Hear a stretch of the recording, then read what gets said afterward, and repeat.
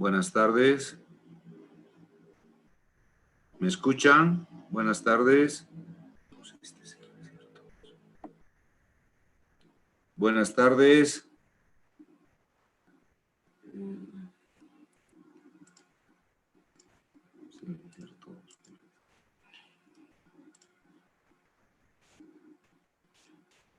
Buenas tardes, ¿me escuchan? Buenas tardes, doctor. Sí, Están viendo ya el tema cáncer de próstata en la pantalla. Tumores de próstata. ¿Ven? Sí, doctor. Sí, doctor. Bueno, Sí, vamos doctor, a se ve. entonces, ¿ya?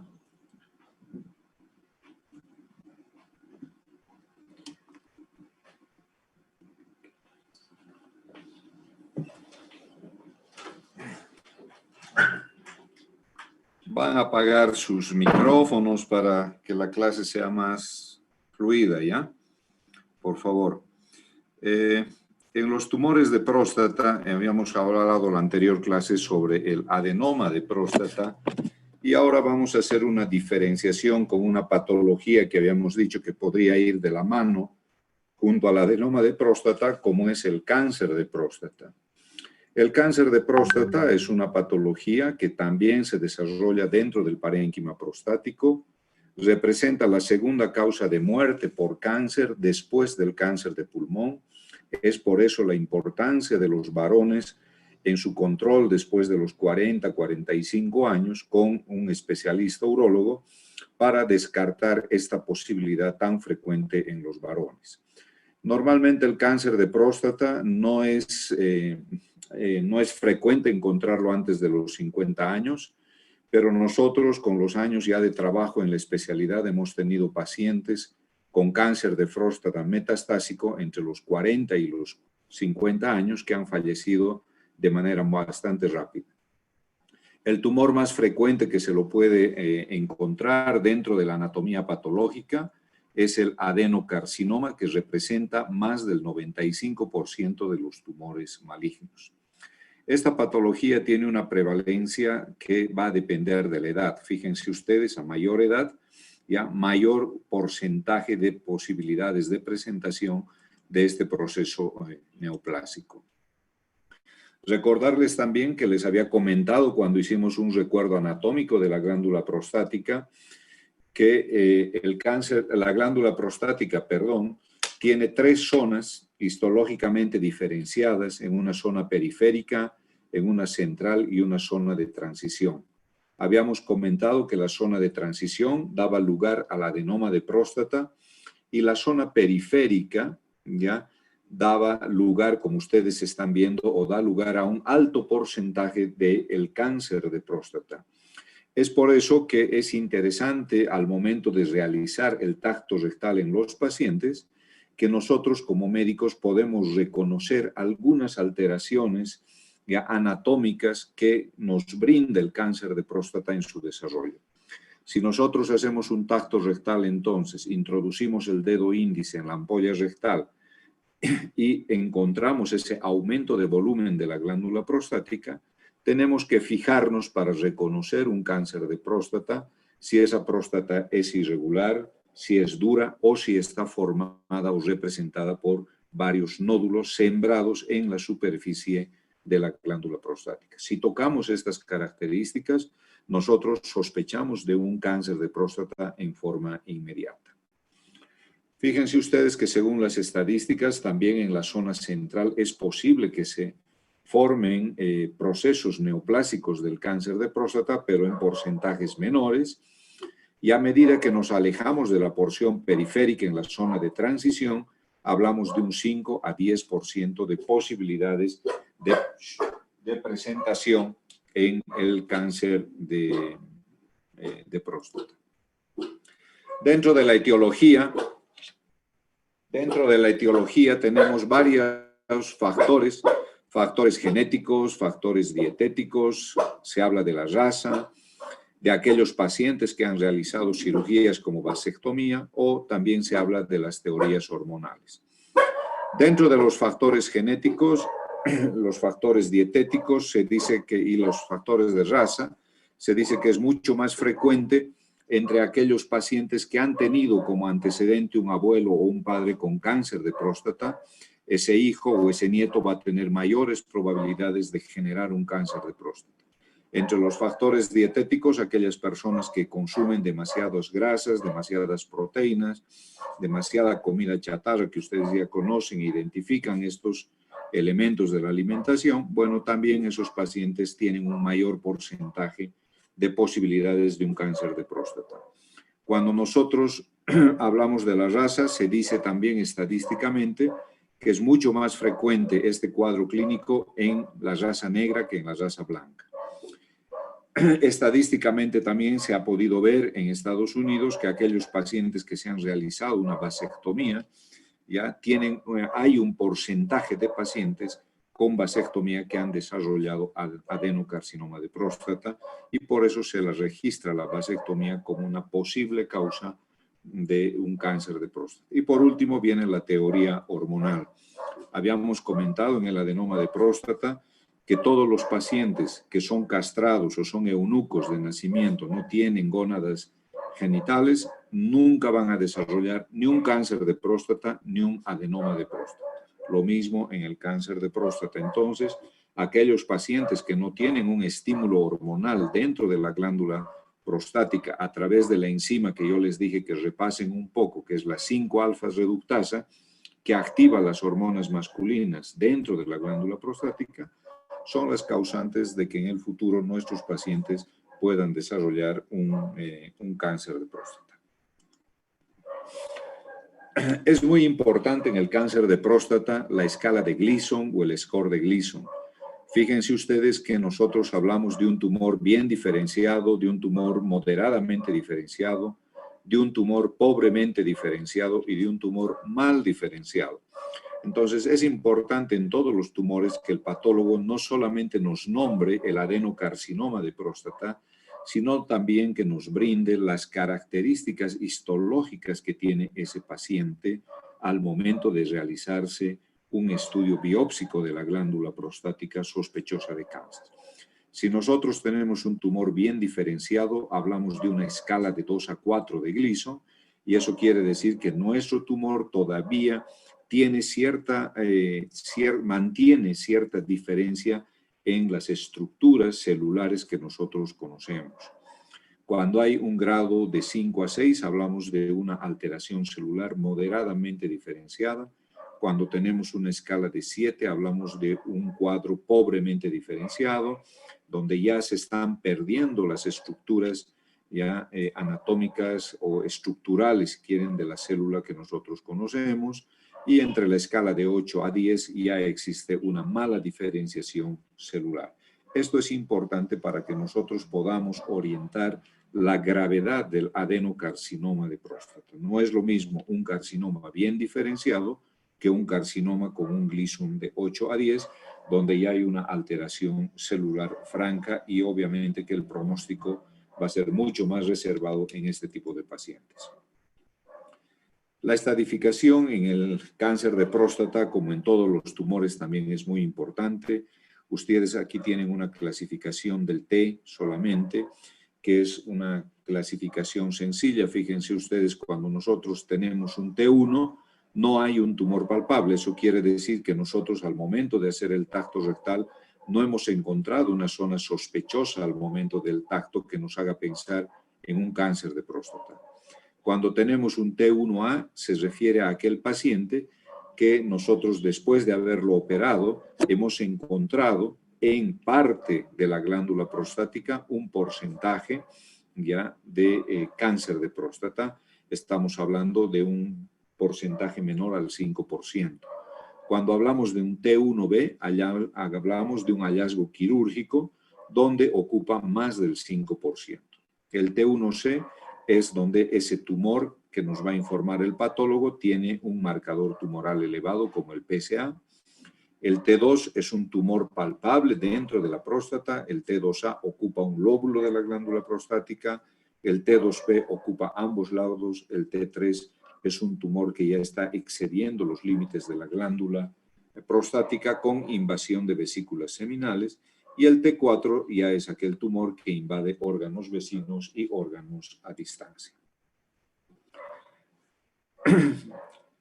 Comentarles nada más, a diferencia del adenoma de próstata, que dentro de la sintomatología va a ser más o menos parecida. Va a haber síntomas obstructivos y síntomas irritativos, dependiendo de la evolución del cuadro clínico de nuestro paciente.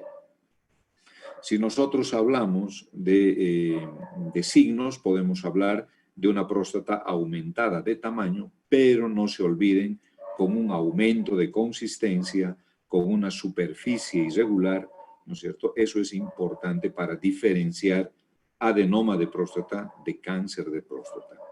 También puede haber algunos signos en el cáncer de próstata, como la hematuria y la hematospermia. La hematuria, ya saben ustedes, se refiere a la presencia de sangre en la orina, y a la hematospermia se refiere al semen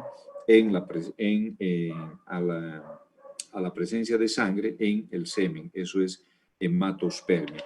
Si bien la hematospermia se puede presentar en algunos pacientes cuando tienen relaciones sexuales muy violentas o cuando tienen relaciones sexuales después de mucho tiempo, entonces puede haber sangrado en el líquido seminal. Entonces, pero no si esa hematospermia persiste, entonces, y el paciente está en un grupo de edad sospechoso, entonces ese paciente debe ser evaluado minuciosamente a nivel del aparato genitourinario. Al igual que la hematuria siempre es una manifestación clínica que debe ser evaluado el aparato genitourinario en su totalidad para descartar procesos obstructivos o procesos neoplásicos. Entonces, en el examen físico del paciente y en el cuadro clínico, ¿qué diferencias podríamos encontrar en un paciente con adenoma de próstata? Podría ser la hematospermia, que no está presente en el adenoma, y la hematuria, que no es muy frecuente en el adenoma. Pero lo que sí les va a llamar la atención es que los pacientes con adenoma de próstata, o sea, un tumor benigno de próstata, tienen un desarrollo progresivo de la enfermedad, y no se olviden que el adenoma de próstata empieza en la zona de transición, que es la zona que está al lado de la uretra. Entonces, inmediatamente el paciente con adenoma de próstata empieza su desarrollo, el paciente debuta con síntomas obstructivos, de manera pero progresiva. O sea que normalmente estos pacientes les comentan a ustedes que el tiempo de evolución de la enfermedad y las alteraciones urinarias ya son de más de 2 o 3 años de evolución.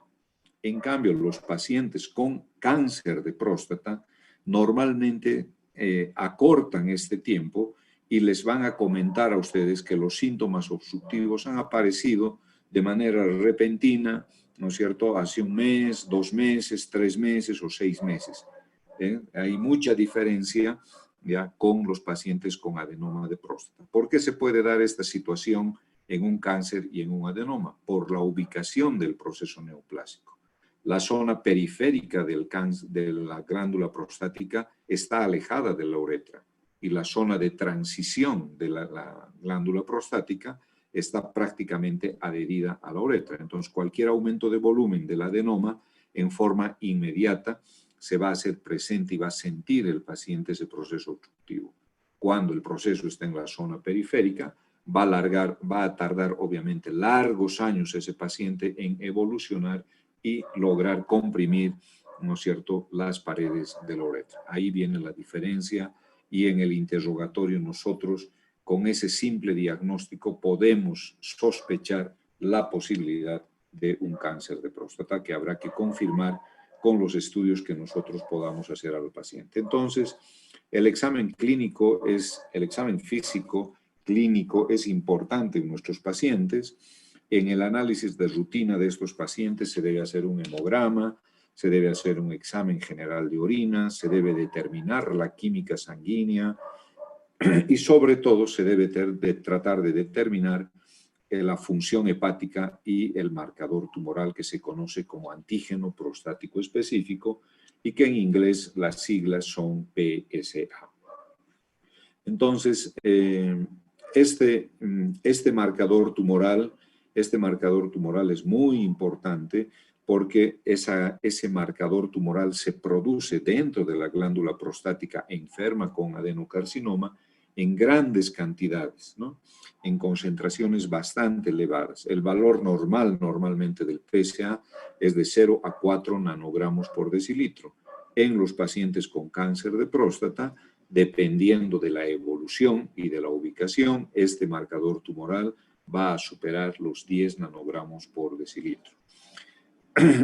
¿Por qué se pide un hepatograma a los pacientes? Porque uno de los lugares donde da metástasis este tumor es precisamente a nivel del parénquima hepático.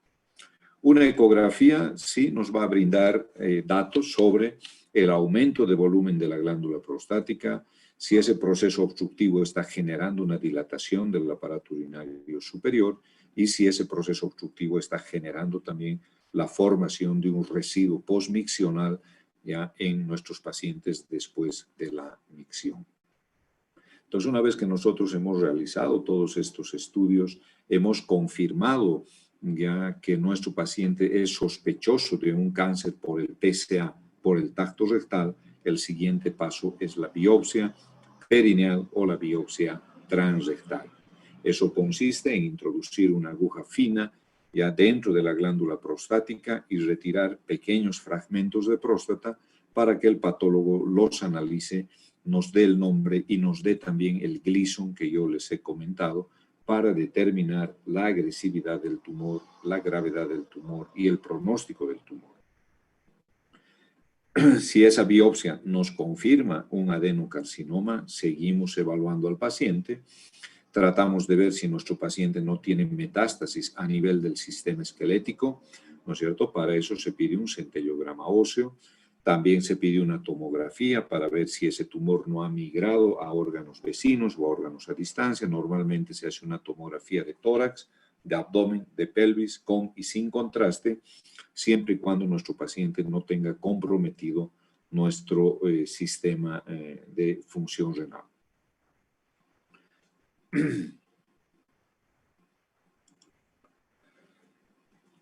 Entonces, en el diagnóstico, recordarles nuevamente, el rango normal del PSA es de 0 a 4, ¿ya? Y normalmente cuando supera este valor, ya entre 10 y hacia arriba de 10, entonces nosotros hacemos hablamos de la posibilidad de un tumor que tendrá que ser confirmado, ¿no es cierto?, bajo una biopsia.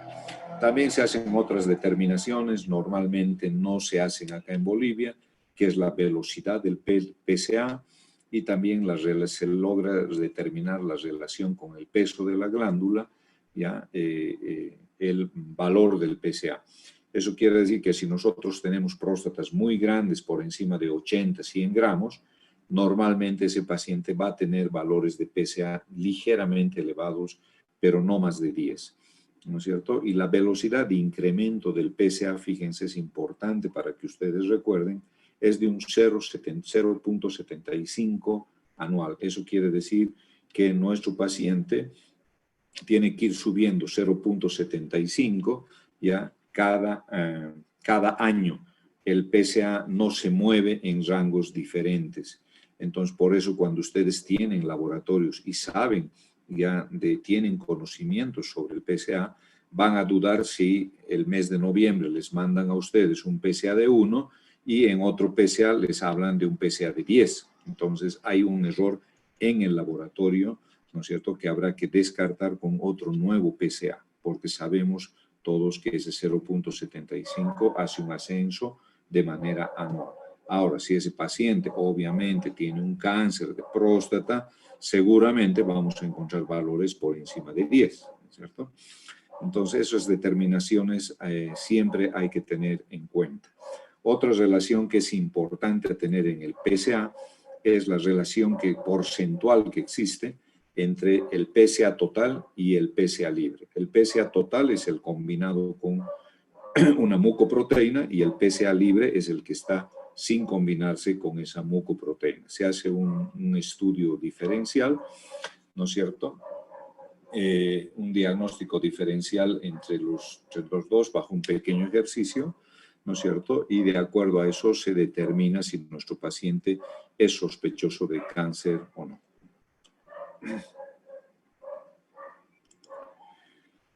El tratamiento que se debe hacer a un paciente con carcinoma de próstata. Si nuestro paciente tiene lesiones metastásicas, es un paciente en estadio 3, en estadio 4, normalmente ese paciente debe ser tratado ya a través de un tratamiento médico y en última instancia de tratamiento quimioterápico. El tratamiento médico consiste en retirar las hormonas del paciente porque hemos dicho que esa es la causa primordial del desarrollo del adenoma y del cáncer de próstata. Entonces, en estos casos, lo que nos queda a nosotros es retirar la glándula prostática, retirar los testículos, que son los productores de las hormonas masculinas, ¿no es cierto?, a través de maniobras quirúrgicas o realizar una castración química bajo la administración de algún tipo de medicamento. Estos medicamentos se pueden dar por vía oral, en forma diaria, o se pueden dar por vía intramuscular o subcutánea cada mes o cada 3 meses. ¿Ya? Obviamente que el tratamiento entre vía oral y vía inyectable, económicamente hay mucha diferencia. Normalmente lo que nosotros hacemos en nuestro medio, porque no tienen todos la posibilidad de un acceso a la quimioterapia, a la hormonoterapia con medicamentos inyectables, lo que hacemos es una castración quirúrgica y los mantenemos con un tratamiento hormonal a través de vía oral y eso abarata los costos para nuestros pacientes.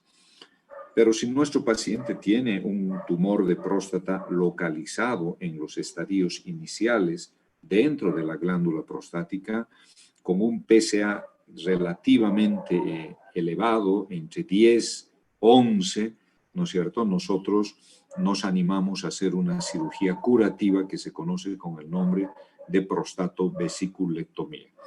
Esta prostatobesiculectomía consiste en retirar la glándula prostática, las vesículas seminales, la uretra que compromete ese sector de la glándula prostática y la grasa periprostática.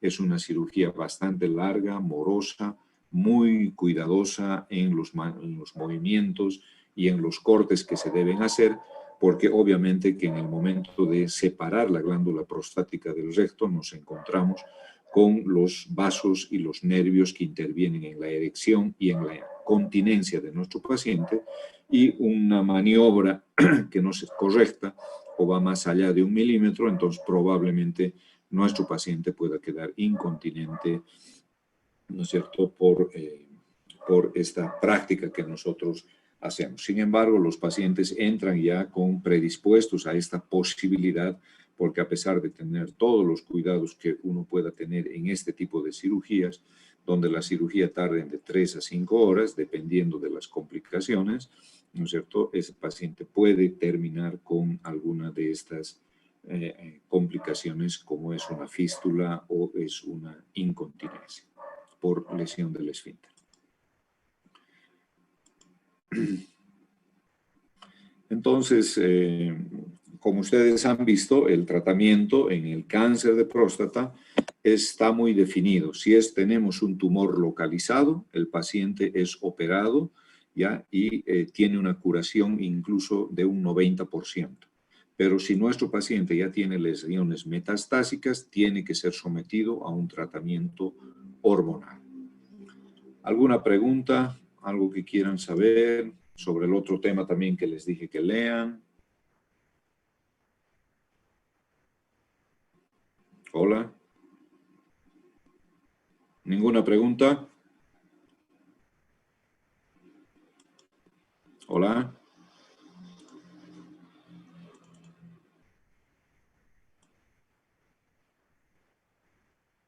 Hola, ¿me escuchan? ¿Me escuchan? Está claro, doctor.